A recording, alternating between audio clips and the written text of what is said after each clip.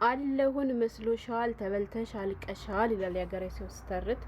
ያው ፎቶውን ስታዩ ስለ ላይላ ላወራ የመጣ ይመስላችኋል። ነገር ግን ስለ ላይላ ሳይሆን ስለ ራሴ ላወራ ነው የመጣሁት።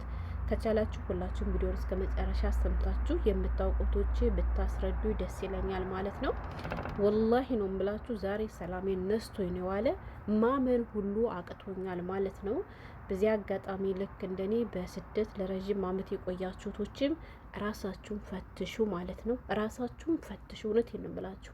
በቃ እንዴት ልስራ ዛሬ ሌላውን ቶትና ምሳ እንኳን በስርዓት መስራት አልቻልኩም። ወላሂ ነው የምላችሁ። በቃ አላቅም። አንዳንዴ ትዝ ሲለኝ አለቅሳለሁ፣ አንዳንዴ ደግሞ እንደ ጅል ብቻዬን ያስቀኛል። ምንድን ነው መሰላችሁ? እስኪ ግን ወደ ራሴ ከማለፌ በፊት አሁን እችኛዋ ላይላ ማለቴ በመጀመሪያ ሶሻል ሚዲያ ላይ ሲዘዋወር የከረመው የኖረው የላይላ ፎቶ ነው ተብሎ የተሰጠን ፎቶና ይሄ እንዲሁ ትንሽ ፍንጭ ያክል እንኳን የሚመሳሰል ነገር አለ። ያገሬ ልጆች እንደ ምሳሌ ነው እየጠየኳችሁ ያለሁት። ወላሂ ያልተኖረ ልጅነት አለቀ በስደት ማለት አሁን ነው ማለት ነው። ግን እንደው ስታዋችሁ ትንሽ የሚማሰል ነገር አለ። እስኪ እንደው ለትንሽ ላመልታከል ማለት ነው። በእርግጥ አንቺ ጅልነሽ እንዲህ ብላችሁ ልትሰድቡ ትችላላችሁ። እስር ቤት ይኮነ የቆየችው ተበሳቁላ ነው ምናምን ልትሉ ትችላላችሁ። አዎ እንደተበሳቆለች አውቃለሁ። ግን ስሙኝማ ሀገሬ ልጆች ማለት ነው፣ ጥያቄ የፈጠረብኝ ነገር ልንገራችሁ። በእርግጠኝነት ላይላ ስደትን የጀመረችው እኩል ከኛ ጋር ነው ማለት ነው። ታስታውሱ ከሆነ 2004 እና 2005 በሰፊው ሰው ወደ ሳውዲ አረቢያ የሚሄድበት አመት ነበረ ማለት ነው። እና ላይላ ገና በሄደች በ6 ይሆን በ7ኛ ወሮ ይሆን ነው እንግዲህ ያነ ችግር ተፈጠረባት የተባለችው ማለት ነው። ገብቷችኋል? ያ ማለት ገና በሄደች በ6 እና በ7 ወሯ ችግሩ ከተፈጠረባት ያኔ በእስር ቤት እንግዲህ ለ13 ዓመት ያክል ቆይታለች ማለት ነው። ቆይታለቻ ምን ላስፈልጊ ነው? ከዚህኛው ላይ እንደምታዩት ደቃቃና ሰውነቷ አልወፈረችም። የመጀመሪያ ፎቶ ተብሎ የተሰጠን ማለት ነው። እና ውፍረት አሁንም ቢሆን ምንም አትልም። ግን እኔ ሰው በ10 ዓመት ልዩነት እና በ14 ዓመት ልዩነት ይሄን ያክል ያረጃል እንዴ? እስኪ ንገሩኝ የሀገሬ ልጆች። ወይስ ስለተበሳቆለች ነው እንጂ አላረጀችም ልትሉኝ ነው? ንገሩኝ እስኪ። ወላይ ጸጉሯ ሁሉ እንዳለ በጣም እንትን ብሎ ነበር። የሆነ ቦታ ላይ ታችሁት ከሆነ ሂጃብ ወርዶባት ነበረ። ጸጉሯ እንዳለ ነጭ ሆኖባታል። ፊቷ እንዳለ ልክ እንዳባቷ ጭምትርትር ብሏል። ያኔ በቃ ማለቴ በራሴ ተስፋ እንድቆርጥ ነው ያደረገኝ። ወላሂ እየቀለድኩ አይደለም፣ ከምሬ ነው የምላችሁ ማለት ነው። ሁሌ ለካ ራሴን እየሸወርኩ ነው እንዲህ ያለሁት ምናምን ብዬ ሁሉ በቃ ራሴን በሰፊው እንድፈትሽ ነው ያደረገኝ ማለት ነው። ገብቷችኋል? ያኔ ታውቃላችሁ ከስንት አንዳንዶቹ እንጂ አረብ ሀገር ላይ ስንኖር አብዛኞቻችን አየሩ በራሱ ተስማሚ ነው፣ አምሮብን ነው የምንኖረው። ወላሂ እኔ ደግሞ አልሐምዱሊላህ ያለሁበት ቤት ነጻነት ያለበት ቤት ነው። እንደፈለግኩ ነው የምኖረው። የሀበሻውን ከአረብ አማርጬ በልቼ ነው የምኖረው። ያው ከቤተሰቦቼ ናፍቆት ከሀገሬ ናፍቆት በስተቀር ምንም አይነት ችግር ነው የለብኝም። ስራም ያደግኩበት ነው፣ እሰራለሁ አልሐምዱሊላህ። ያው አውቃለሁ ይደክመኛል፣ ይሰለቸኛል። ግን ደግሞ ወድጄና ፈልጌ እያደረኩ ስለሆነ ምንም ማድረግ አልችልም።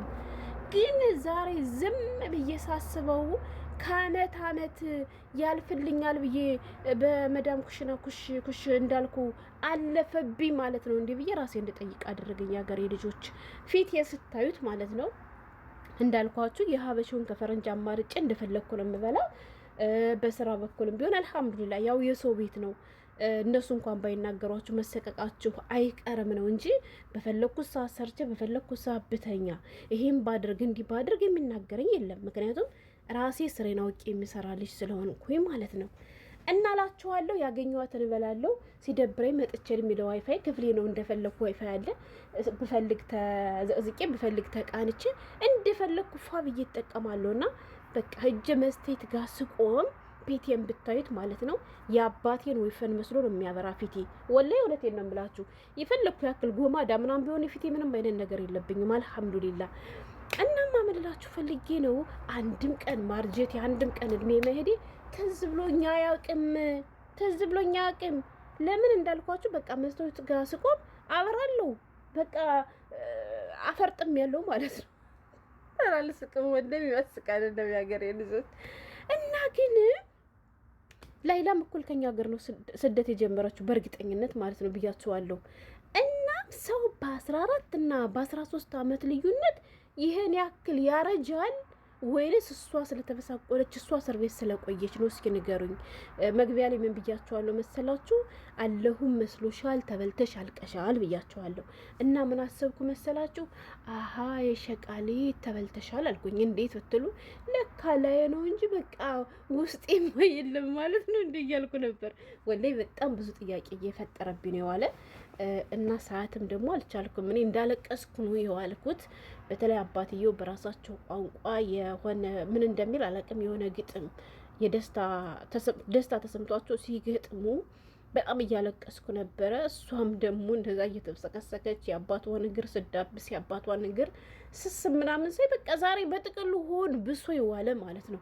በእሷ ጉዳይ ሆድ ብሶኝ እያለ ደግሞ የራሴ ህይወት ትዝ ሲለኝ ወይኔ ሸቃሊት አልኩኝ ሀገሬ ልጆች። እና ምንድን ነው የምትሉኝ እስኪ ወላይ። ስለዚህ በቃ ምን አሰብኩ መሰላችሁ? ከአሁን በኋላ ኢትዮጵያ መድ የሚባል ነገር የማይታሰብ ነገር ነው። ብሄድም ባልጠቅምም ብቀርም በቃ አልጎዳም ብዬ ለራሴ ያሳመንኩት ዛሬ።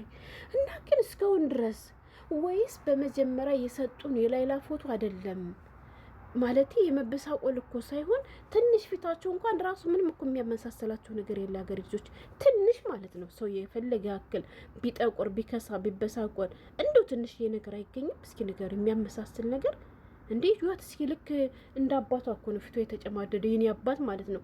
እሳቸውስ በልጃቸው ምክንያት አንድ በእሷ ምክንያት ነው ብለዋል።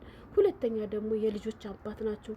ሶስተኛ ደግሞ እድሜያቸው የገፋ ሰው ስለሆነ ግን ላይላ አላቅም ወላሂ በጣም እንጃ ምን ልበል ብቻ አላቅም። ድብልቅልቅ ያለ ስሜት እየተሰማኝ ነው ያለ። እንዳልኳችሁ ስለ እሷ ብቻ ሳወራ ሳይሆን የመጣሁት ስለ ራሴ ነው እየጠየኳችሁ ያለሁት። መልሱን መልሱልኝ። መልሱ ምንድን ነው ካላችሁኝ ምንድነው የምንመልስልሽ ካላችሁኝ አንድ ሰው በ13 እና በ14 ዓመት ልዩነት የዚህን ያክል እርጅና ሊከሰትበት ይችላል ወይ የሚለውን ነገር ነው ንገሩኝ። እና እኔ እንዳልኳችሁ ላይ ነው እንጂ ያላረጀው ውስጥ አርጅቷል ወይ ነው ጥያቄ እየጠየኳችሁ ነው ያለሁት። ምክንያቱም አልገባኝም፣ ማመን ሁሉ አቃተኝ። አሁን ይችና ይቺ ሴትዋ አንድ ሰው ናቸው ቢባል ማን ነው የሚያምነው? በ10 ዓመት ልዩነት እንደዚህ ሆነች ቢባል እንዴት ነው የሚታመነው? የሀገሬ ልጆች እርግጠኛ ነኝ ብዙዎቻችሁ ትሳደባላችሁ። አንቺ ጅል አይደለም በ10 ዓመት ልዩነት ይቀርና በሳምንታት ልዩነት በቀናት ልዩነት ራሱ ሊፈጠር ይችላል።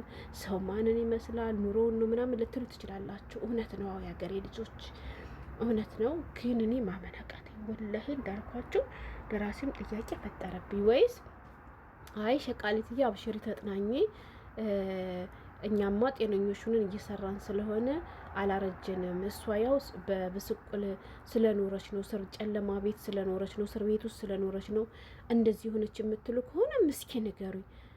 አላቅም ወላሂ እኔ አላቅም። ብቻ ተመልከቱ እስኪ ሀገሬ ልጆች ተመልከቱ። ግን ምንም ሆነ ምንም አልሐምዱሊላህ እኔ አላህን አመሰግነዋለሁ። ለምን ብትሉ ቢያንስ እኔ ጤነኛ ሆኜ እየሰራው ነው፣ እየበላው ነው፣ ደሞዝ እየተከፈለኝ ነው። እና ግን ስለ ላይላ ጉዳይ ሳስብ ይችን የመሰለች ቆንጆ የልጅ በዚህ እድሜዋ ሄዳ በእስር ቤት ውስጥ የወጣትነት ጊዜዋን ማሳለፏ ግን ሳስበው ወላይ በጣም ነው ያሳዘነችኝ። የሷ ጉዳይ ማለት ነው። አስባችሁታል? ሰው ሰርቼ ያልፍልኛል፣ ሰርቼ ለውጣለሁ፣ ቤተሰቦችን አግዛለሁ ብላ ሄዳ ያሰበችው ቀርቶ ያላሰበችው ግጥሟት በሰው ሀገር እስር ቤት እድሜዋን ቅርጥም አድርገው ሲበሉባት ግን ደግሞ አልሐምዱሊላህ እንኳንም ባልሞተችባቸው። ያው እኛ አለ አይደለ እኛ ሰዎች ስንባል መቼም እንደዛ ነው እንጂ ያ የሞት ፍርድስ እንደተፈረደባት ሞታባቸው ቢሆንስ? ቤተሰቦቿን አይታችኋል። ዛሬ በየሚዲያው ህዝቡ እንደተላቀሰ ነው የዋለ። ወላሂ እኔማ በቃ የሷን ቪዲዮ አይቼ ከሷ በላይ ግን እንዳልኳችሁ የሚያስለቅሱኝ ወላጆቿ ናቸው። ግን መልሱልኝ እሺ የእድሜውን ጉዳይ